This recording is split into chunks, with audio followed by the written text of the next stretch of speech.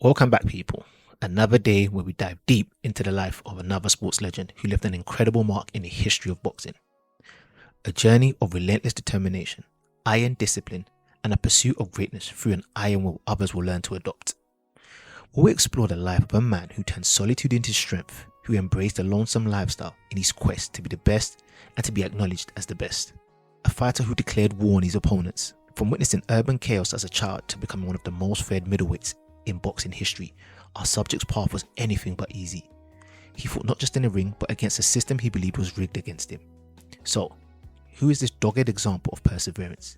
Who is the man behind the gloves that will teach those after him what true discipline looks like?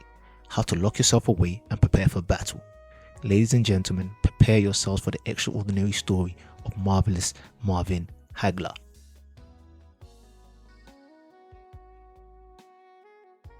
Before the world knew him as Marvelous Marvin Hagler, he was just Marvin Nathaniel Hagler, a young boy growing up in Newark, New Jersey. Born on May 23, 1954, Marvin was the eldest of 6 siblings, raised by his mother, Ida Mae Hagler. His father left early in his life, a wound that would shape Marvin's view of the world and forge an unshakable resolve within him. Ida Mae was a force of nature, a single mother in one of the toughest neighborhoods in America. She worked tirelessly as a caterer and housekeeper to provide for her family. Despite their struggles, she ensured her children never went without love or discipline. Marvin had immense respect for his mother, who he later described as the backbone of their family. She fought for us, he would say, and fight she did, against poverty, against despair, and against the dangers that lurked just outside their door. Newark in the 1960s was a city on the edge. It was rife with poverty, crime, and systemic racism. For Marvin and his family, danger wasn't just a possibility, it was a constant presence. It wasn't safe to go outside, Marvin once said. The streets were filled with tension and violence, and life in Central Ward demanded resilience just to make it through each day. In the summer of 1967, the Newark riots erupted after years of racial injustice reached a boiling point. For 5 days, chaos consumed the city. Marvin's family huddled together in their modest apartment as gunfire was being shot out in the streets below. Bullets shattered their windows and tore through walls as Ida Mae ordered her children to stay low and crawl under cushions to reach the bathroom or kitchen. It was like the end of the world, Marvin later recalled. The riots left their neighborhood shattered. Buildings were burnt to the ground, businesses destroyed, and lives were lost. For Ida Mae, it was clear this was no place to raise her children. In 1969, she made the brave decision to move her family to Brockton, a factory town far removed from Newark chaos. For Marvin, leaving Newark was bittersweet. He had spent his entire life in an all-black community where survival meant toughness and trust was scarce. Arriving in Brockton, Marvin felt out of place. I didn't trust white people, he admitted years later. The only time I saw them was behind counters or as school principals or police officers. But Brockton offered something Newark couldn't: safety and opportunity. It was here that Marvin began to adjust to his new surroundings. Though it wasn't easy to begin with, he kept to himself, wary of others' intentions. Yet slowly, he started to see that not everyone wanted something from him. It was during this time that Marvin met Mr. Joe, a social worker who would become one of the first mentors in his life. Mr. Joe saw something special in Marvin, a quiet determination to rise above his circumstances. He introduced him to boxing as a way to channel his energy positively and escape the harsh realities of life. He helped me with any problems I had, Marvin said of Mr. Joe. He got me involved in counseling other kids. Through Mr. Joe's guidance, Marvin began to find purpose, not just for himself but for others who looked up to him. As we close this chapter of Marvin's early life, we see a young man shaped by hardship but guided by love and discipline. From Ida Mae's unwavering strength to Mr. Joe's mentorship, these early influences laid the foundation for the fighter and man Marvin Hagler would later become. But Brockton wasn't just an escape, it was also where Marvin would discover his true calling, a path that would take him from solitude to greatness and from obscurity to becoming one of boxing's most feared champions.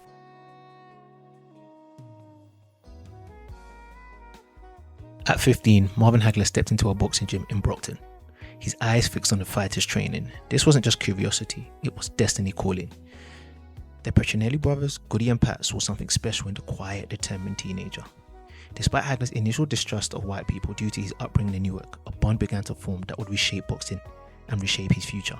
Hagler's passion for boxing was all-consuming. He had been inspired by the great athletes he admired, like Mickey Mantle and Floyd Patterson, but now he had found a new purpose. After a humiliating street fight where he lost his leather jacket to a local boxer, young Marvin was lit with a fire that would never be extinguished. The very next day, he walked into the Petronelli gym ready to learn. At first, he simply sat and watched, observing, studying the fighters with intense focus. Goody Petronelli recalled, "I recognized that it would take time to cement a mature trust and friendship with him. Eventually, Goody approached Marvin and asked if he wanted to learn to box. Hagler's response was immediate and unwavering.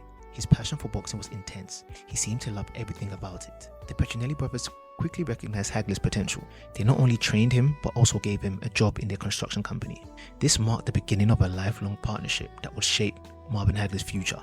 Hagler often referred to their relationship as the triangle, saying, "Pat and Goody Petronelli stayed with me throughout my career. For me, they were the best managers and trainers, and it made the difference." He'd work full days at the Petronelli's construction company, digging ditches and mixing cement, then head straight to the gym. This grueling schedule forged his legendary work ethic and toughness. Eager to compete, Hagler lied about his age to enter amateur tournaments, claiming he was born in 1952 instead of 1954. His amateur career culminated in winning the 1973 National Amateur Athletic Union Middleweight Championship, a defining moment that showcased his talent and determination. Goody Petronelli called it Hagler's finest performance to date, comparing his fighter to a young Henry Armstrong. But trophies couldn't feed a family. As Hagler put it, "I had just become a father for the first time and realized that you can't take a trophy and exchange it for a bag full of groceries. It was time to turn pro." Hagler's professional debut on May 18, 1973 marked the beginning of his relentless climb. He quickly established himself as a rising star, but faced challenges in gaining respect and opportunities due to systemic biases in boxing. As Hagler turned professional, he faced the harsh realities of the boxing world. He earned a mere $40 for his first professional fight, a stark contrast to the $40,000 earned by his contemporary Sugar Ray Leonard. This disparity fueled Hagler's determination to succeed. Promoter Sam Silverman said, "Hagler had 3 strikes against him. He's black, he's a southpaw, and he's good." During this time, Hagler met and married his first wife, Bertha. Together they had 5 children. Balancing family life with his boxing career was challenging but essential for Marvin's drive. He once remarked about the sacrifices he made for his craft. "Every fighter has got to be dedicated. Learn how to sacrifice. Know what the devotion is all about. Make sure you're paying attention and studying your art." The Philadelphia boxing scene became Hagler's proving ground. Fights against tough opponents like Bobby Boogaloo Watts and Willie the Worm Monroe taught him valuable lessons, even in defeat, fueling his determination to improve. A pivotal moment came during his rematch with Kevin Finnegan. The brutal fight showcased Hagler's relentless style and growing dominance, as he declared afterwards, "Finnegan is the toughest man I've ever fought. How did he keep going?" Despite his rising status, Hagler faced constant frustration with boxing politics. A controversial draw against Vito Antuofermo for the middleweight title left him seething. Through it all, Hagler remained focused on his goal. As he put it, "There are a lot of things, and in order to be at the top and maintain your focus, you have to have something that motivates you.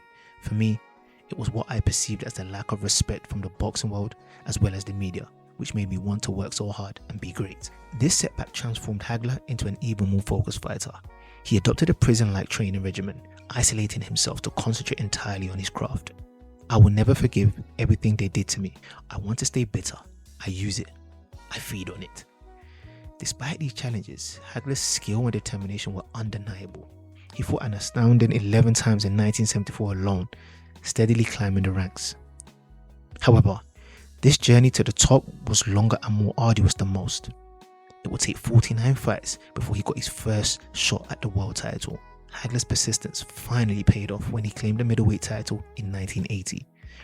But even as a champion, he continued to fight against a system he felt was stacked against him. He legally changed his name to Marvelous Marvin Hagler, demanding the respect he had earned. As we close this chapter of Hagler's journey, we see a man forged by adversity, driven by an unquenchable desire to prove himself. His story is one of unwavering determination, a fighter who refused to let setbacks define him. In Hagler's own words, "A champion shows who he is by what he does when he's tested."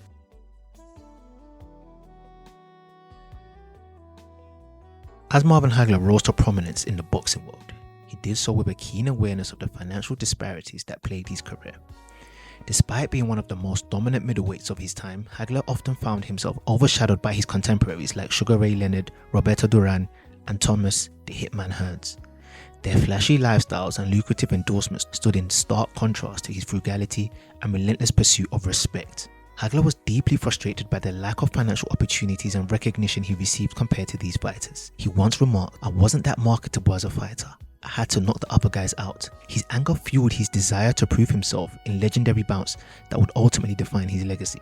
Hagler faced Roberto Duran on November 10, 1983. This match marked another significant moment in his career as he defended his titles against a 3-division world champion. Despite Duran's reputation, Hagler was too big, too strong and crafty. He controlled the fight with precision and determination, winning by unanimous decision. It seemed everybody was disappointed that I didn't knock him out, Hagler would later say after the fight, revealing his ongoing quest for validation. Hagler still felt the respect and financial rewards still eluded him.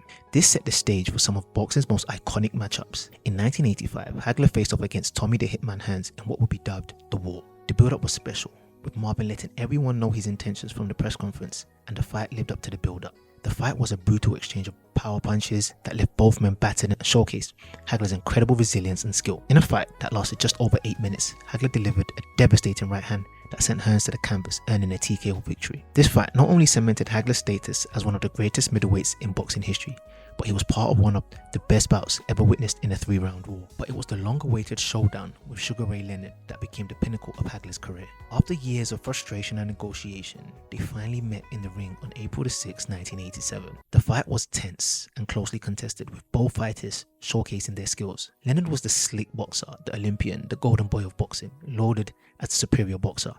And Hagler was the dominant force who had made his way to the top the hard way. The fight was always going to split fans. The bout swung like a pendulum in both fighters' directions, making it difficult to decide a clear winner. Leonard won by a split decision, a result that left Hagler feeling robbed. If they knew anything about the skills of boxing, I would be a world champion today. In the aftermath of this controversial loss, Hagler faced personal struggles. His marriage to Bertha began to unravel under the pressure of fame and expectations. Reports surfaced about their domestic issues, culminating in their divorce shortly after his retirement from boxing. Marvin described this period as a difficult transition, probably drinking a bit because of my marriage problems, he later admitted. Seeking solace and a fresh start, Hagler moved to Milan, Italy, where he embraced a new life away from the ring. He remarried in 2000 to Kay Garino and found new fame as an actor, starring in some recognized films, whilst immersing himself in the Italian culture. I've just fallen in love with the whole country, he said. Despite stepping away from boxing, Marvin never forgot where he came from or what he achieved in the ring. He remained an iconic figure in sports history, one who fought not just for titles, but also for respect and recognition in an industry that had often overlooked him. As we reflect on Marvin Hagler's legacy, we see a man who transformed adversity into strength and used his frustrations as fuel for greatness. He remains a symbol of resilience, a fighter who left an incredible mark on boxing history and whose story continues to inspire future generations. In Hagler's own words, a champion shows who he is by what he does when he's tested. And through every trial he faced inside and outside of the ring, Marvin Hagler proved himself to be nothing short of marvelous.